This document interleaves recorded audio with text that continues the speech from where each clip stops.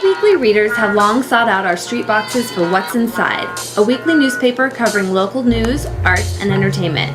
Now they have a new reason to look for our boxes: public art. City Weekly commissioned 10 local artists to turn once nondescript black street boxes into beautiful works of art to be displayed throughout Salt Lake City. Meet our first 5 artists.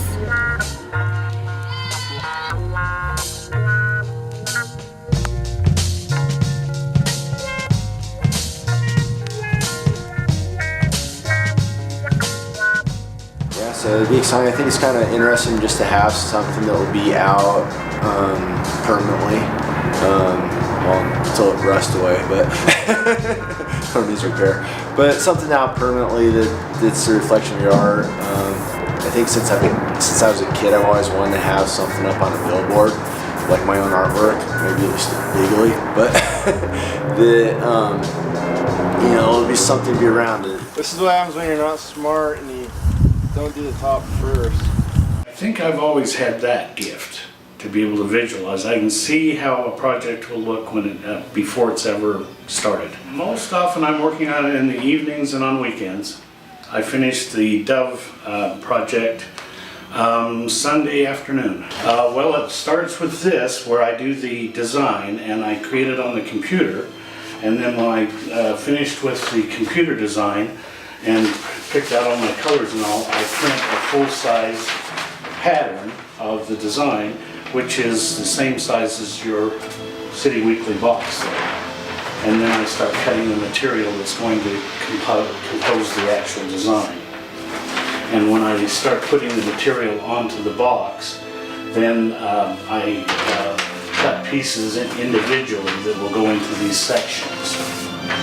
And after everything's onto all the colors and textures, whatever is onto the box, then I'll do the letting last.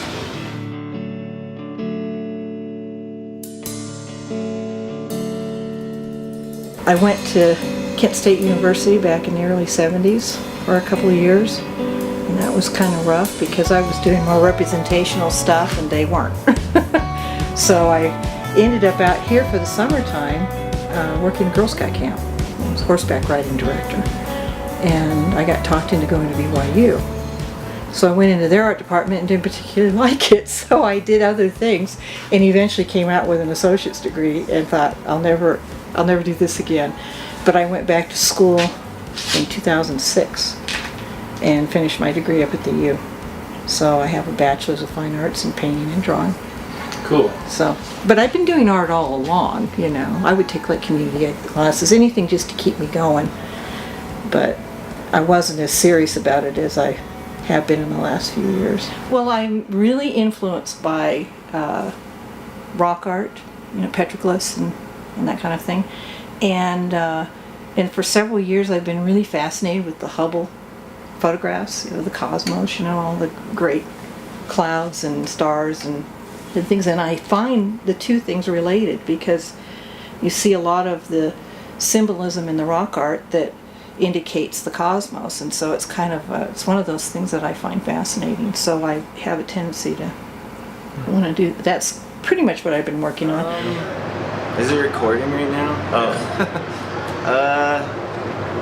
I usually get pigeonholed into kind of a graffiti type style, but I don't know, maybe just because some of the stuff I do is a little more illustrative looking. And as far as media goes, I've been kind of just painting on surfaces lately and then drawing onto them. But I used to do a lot of digital work, which was just a lot more efficient to get done. I want to keep it a surprise, so I'm trying to keep it pretty vague, but it should be a cartoony approach to it. I don't want to show my messy car though, so.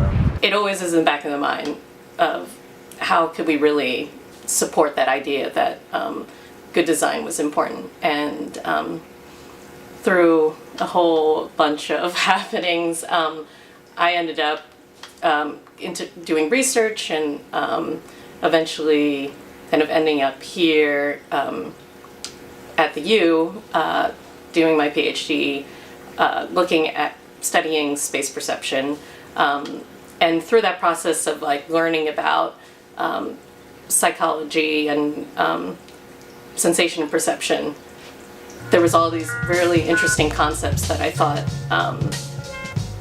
would be interesting as, or were really compelling, I think, ideas as art pieces. You can follow City Weekly's Out of the Box art project on cityweekly.net. Meet the other 5 artists next week as part of our continuing web series. Then look out for our 10 street boxes on display at the main library's Urban Room during the 2011 Utah Arts Festival. We'll reveal their permanent post-festival home.